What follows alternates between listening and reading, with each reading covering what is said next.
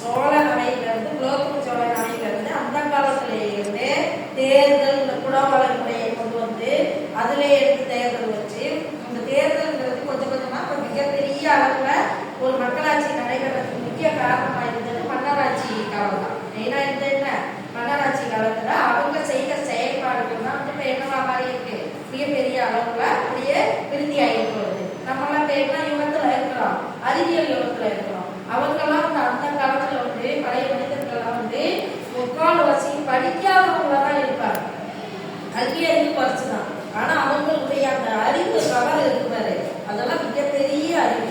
அந்த மிகப்பெரிய அறிவை வந்ததான் நம்ம வளர்ச்சி அடைஞ்சிட்டே இருக்கும். அன்னைக்கு வந்து அந்த ஒரு நம்ம தொழில்நுட்பம்னு சொல்ல போனோம்னா அந்த மண்ணியல் விண்ணியல் ஆய்வுலாம் வந்து தமிழர்களுடைய அறிவை வந்து யாராலையுமே நினைச்ச முடியாது. இன்னைக்கு கீழே நீ சொல்லும் அகலாய்வுல, அந்த அகலாய்வுல நம்ம தமிழருக்கே பெருமை சேர்க்கக்கூடிய அனைத்து சிறப்பு அம்சமும் இன்னைக்கு நம்ம தமிழ் மொழிக்கு இருக்கு. கல் தோன்றி மண் தோன்றா காலத்தே தோன்றிய புத்தகுடி தமிழ் தமிழர் குடினா தமிழும் அதேதான். இந்த தமிழர்கள் இல்லாத இடமே கிடையாதுன்னு சொல்றாங்க. தமிழர்கள் இல்லாத இடம் எல்லா நாடுகளையும் இருக்காங்க, வணிகம் செய்யறதுக்காகவே இருக்காங்க. அங்கேயே போய் அந்த தமிழர்களுடைய அறிவு வந்து மிகப்பெரிய ஒரு எல்லா மக்களையும் விட மிக சிறந்த ஒரு தொழில்நுட்ப அறிவா இருக்கிறது யாருக்கிட்ட இருக்குன்னு சொன்னா தமிழர்கள்கிட்ட தான் இருக்கும். தமிழர்கிட்ட இருக்கும், தமிழ் மொழியில இருக்கும். அந்த தமிழ் மொழி அவ்வளவு மற்ற மொழிகளுடைய வளர்ச்சிக்கெல்லாம் ஒரு முக்கிய காரணமா இருந்தது வந்து என்ன, மற்ற மொழிகளுக்கெல்லாம் என்ன தேவை, மற்ற மொழிகளுக்கெல்லாம் ஒரு மொழி ஆக்கம் தேவை. ஆனா தமிழ் மொழிக்கு மட்டும் என்ன இல்லை, மொழியாக்கம் தேவையே கிடையாது. அதுக்கு அத்தனை தொன்மை இருக்கு, பழமை இருக்கு, எல்லா சிறப்புகளும் 16 வகையான சிறப்புகளும் அத்தனை சிறப்பு இருக்கக்கூடிய ஒரே மொழி என்னன்னா தமிழ் மொழி. அந்த தமிழ் மொழியில மன்னராட்சி காலத்துல குலோத்துங்க நகையே 12ஆம் நூற்றாண்டு. இப்ப எத்தனாம் நூற்றாண்டுல நாம இருக்கோம், எத்தனாம் நூற்றாண்டுல இருக்கோம், 21ஆம் நூற்றாண்டுல நாம இருக்கோம். அப்ப அந்த 12ஆம் நூற்றாண்டுல கிட்டத்தட்ட 10 வருஷத்துக்கு முன்னையே அந்த சோழனுடைய அவையை அலங்கரிச்சவர் யாருன்னு சொன்னா சேக்கிழார்.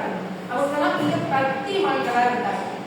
சைவம் வைணவம் அதுலயே ஆழ்வார்கள் இவங்க வந்து என்னன்னு சொன்னா இவங்களை வந்து என்னன்னு சொல்லுவாங்க யாருக்காவது தெரியுமா, சைவ பெரியார்கள் எல்லாம் சொல்றாங்க. அப்பர் சுந்தரர், சம்பந்தர், மாணிக்க வாசகர் இவங்கெல்லாம் தெரிஞ்சிருக்கீங்களா, நிறைய பாடல்கள்லாம் படிச்சிருக்கீங்க. அதாவது எப்படி படிச்சுட்டு வரீங்க, அதுல எல்லாம் இருக்கு, அவங்க எல்லாம் எழுதுன நூல்கள்லாம் இருக்கு. இதுல இந்த சேக்கிழார் பெருமான் வந்து குலோத்துங்க சோழனுடைய அவையா அவதரிச்சவர் தான் யாரு, இந்த சேக்கிழார் பெருமான். சிறந்த ஒரு புலவர், பக்தி சுவை நடி சொட்ட சொட்ட பாடிய கவிவளவர். அதாவது பக்தியில வந்து சிறப்பு வாய்ந்த ஒரு சுவை நடி சொட்ட சொட்டன்னு சொன்னோம்னா ஒரு பழத்துல இருந்து தேன் வந்து எப்படி சொட்டுதோ, தேன்னா அதனுடைய சுவை அந்த மாதிரி கருவுல இருந்து சாறு வருது இல்லையா, அதனால இருந்து இல்லையா நம்ம சப்பி முடிஞ்சு கொடுப்போம் இல்லையா, அந்த மாதிரி அதனுடைய சுவை வந்து எப்படி இருக்கும், அவருடைய பாடல்ல வந்து அந்த சுவை இருக்கும். இதுதான் இதனுடைய இவருடைய வந்து இந்த மாதிரி சொல்றது யாருன்னு சொன்னா மகாவித்வான் மீனாட்சி சுந்தரனார். மகாவித்வான் மீனாட்சி சுந்தரனார் நம்மளுக்கு வந்து இப்ப நம்ம முதல் பாடப்பகுதி வந்து என்ன, பெரிய புராணம். இதுல வந்து அந்த நாட்டினுடைய சிறப்பு கொடுத்துடணும். அந்த நாட்டினுடைய சிறப்பு, திருநாட்டின் சிறப்புங்கிறது தான் இப்ப நம்ம பரப்புயர நீர் உயரம், நீர் உயர நெல் உயரம், நெல் உயர குடியுயரம், குடியுயர கோடி உயரம் வந்து நம்ம ஔவையார் வந்து பாடியிருக்காங்க. அந்த மாதிரி அந்த சிறப்பை வந்து அந்த நாட்டினுடைய சிறப்பு உணர்ந்ததுன்னா இதுல என்ன இருக்குன்னு சொன்னா காடெல்லாம் கலைக்கரும்பு, காவெல்லாம் குலைக்கரும்பு. அப்ப காடெல்லாம் கலைக்கரும்பு சொன்னோம்னா காடுனா என்ன, காடுனா என்ன, நிறைய மலர் செடி கொடிகள்லாம் வந்து பூத்து குடுக்கிறது தான் வந்து எல்லா வகையான விலங்குகள்லாம் இருக்கிறது காடுன்னு சொல்றாங்க. இந்த கலைன்னு சொன்னோம்னாலே கலை சொல்லணும், கரும்பு கலைங்கிறது வந்து என்ன, கரும்பு. அதுல வந்து காடு சொன்னா சோலை, சொன்னா துளை கரும்பு. பூக்கள்லாம் வந்து எப்படி இருக்குது, இலை அரும்புகளோட நிறைய முட்டுக்கள்லாம் சேர்த்து அதுல இருக்கு. மாடெல்லாம், மாடுன்னா மாடுங்கிறது விலங்குன்னு பிடிக்கும், மாடுன்னா விலங்கு. இதுல வந்து மாடு சொல்லும் பொழுது பக்கம், மாடுன்னு சொன்னா என்ன வருது, பக்கம்.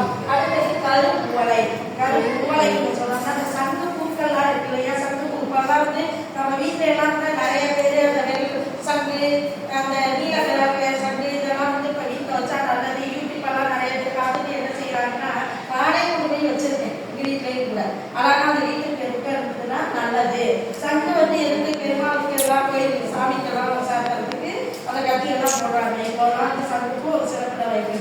அந்த பூ செடிகள்லாம் வந்து நிறைய மண்டி இருக்கான்.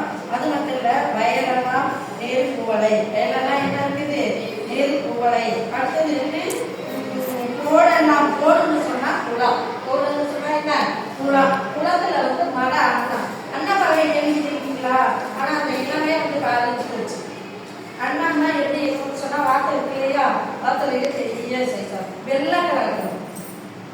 அண்ணானாலே என்ன கலரா இருக்கும்? நீங்க அந்த படத்துல ஏதாவது பார்த்துருக்கீங்களா? அது என்ன செய்யுமா, பாலை தண்ணி ஊற்றி வச்சா பாலை மட்டும் ஊற்றிட்டு தண்ணி அப்படி வச்சிரும்னு சொல்லுவாங்க. இதுக்கு ஒரு சிறப்பு. அது வந்து அந்த கலர் தமையந்தி இதுல எல்லாம் வந்து அந்த அண்ணா பறவைகளுக்கு வேணாமா சொல்லுவாங்க.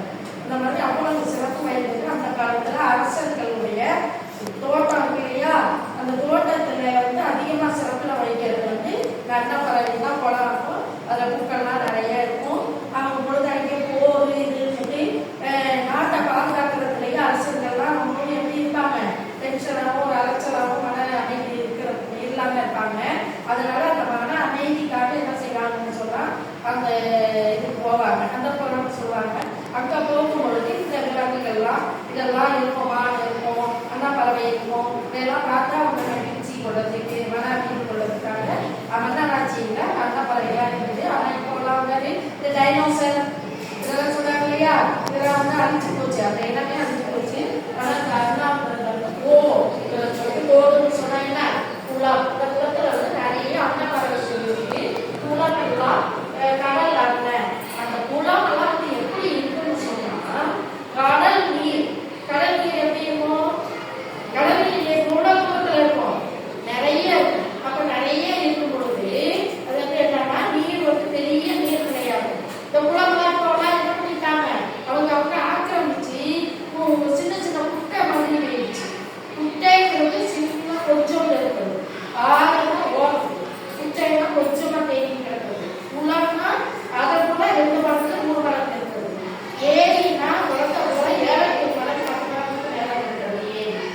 ஏரிய மாதிரி ஒரு லட்சக்கணக்கான சேர்ந்ததுதான் வந்து என்ன ஏரிய மாதிரி பல மடங்கு இருக்குதுன்னா கடல். புரியுதா? எங்க இருந்து ஆரம்பிக்குது, அதுக்கு முன்னாடி கிணறு ஒண்ணு இருக்கு. கிணறும் நம்ம ஒரு குறிப்பிட்ட அளவுல இருக்கிறது கிணறு. கிணறுக்கு அப்புறம் ஆறு, ஆறுக்கு அப்புறம் குட்டை, குட்டைக்கு அப்புறம் இது குளம், குளத்துக்கு அப்புறம் ஏரி, ஏரிக்கு அப்புறம் கடல். கடல் மாதிரி இதுதான் குளம். அப்ப பெரிய பெரிய குளம்லாம் இருக்குது. அதுல நிறைய மீன்கள்லாம் இருக்குது. அதுல என்னன்னு சொல்ற அந்த குவளை இருக்கு, சங்கு பூ, இதெல்லாம் எல்லாமே செஞ்சது. நாடு அவ்வளவு சிறப்பு வாய்ந்தது. என்ன நீர் நாடு. அதனால அந்த நாட்டுக்கு வந்து என்னன்னு பேரு, நிறைய நீர்நிலைகள்லாம் இருக்கு, செழிப்பா இருக்கிறதுனால அந்த நாட்டுக்கே பேரு நீர் நாடு. தலை ஒவ்வா நலமெல்லாம். அந்த நலம் வந்து அவ்வளவு சிறப்பு வாய்ந்தது. வந்து என்ன யாருடைய இது வந்து பிற நாடுகள்லாம் சோழ நாட்டிற்கு ஈடாகாது. இதுதான் இந்த நாட்டுக்கு ஒரு சரி. இதை ஒரு தடவை எல்லாரும் படிச்சிடலாமா? அப்படின்னு படிங்க. பாடலாம்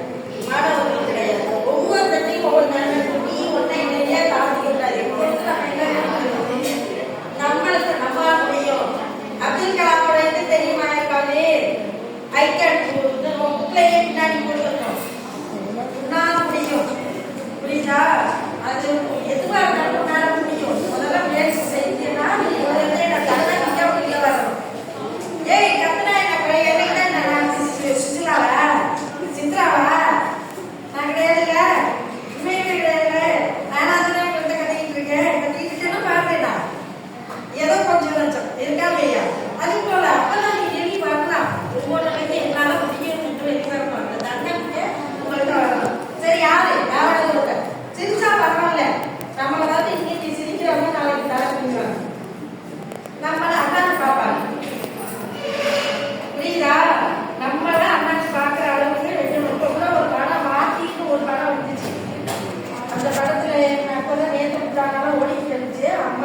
எங்க தம்பி சொன்னா, அம்மா உங்களுக்கு தான் அந்த படமேன்னு சொன்னான்.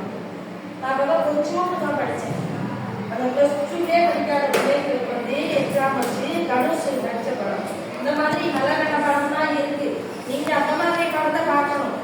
ஆடுறதையும் ஓடுறதையும் இது பண்ணுறதையும் சன்ன படத்தையும் பார்க்க கூடாது. பார்க்கலாம், ஜஸ்ட் அதை வந்து என்ன பொழுதுபோக்கு அப்படிதான் இருக்கணும்.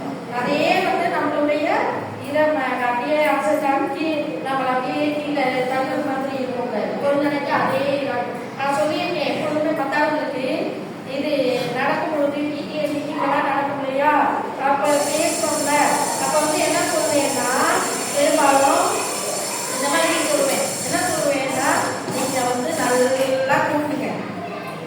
முதல்ல சொல்றது நல்லா விளையாடுங்க.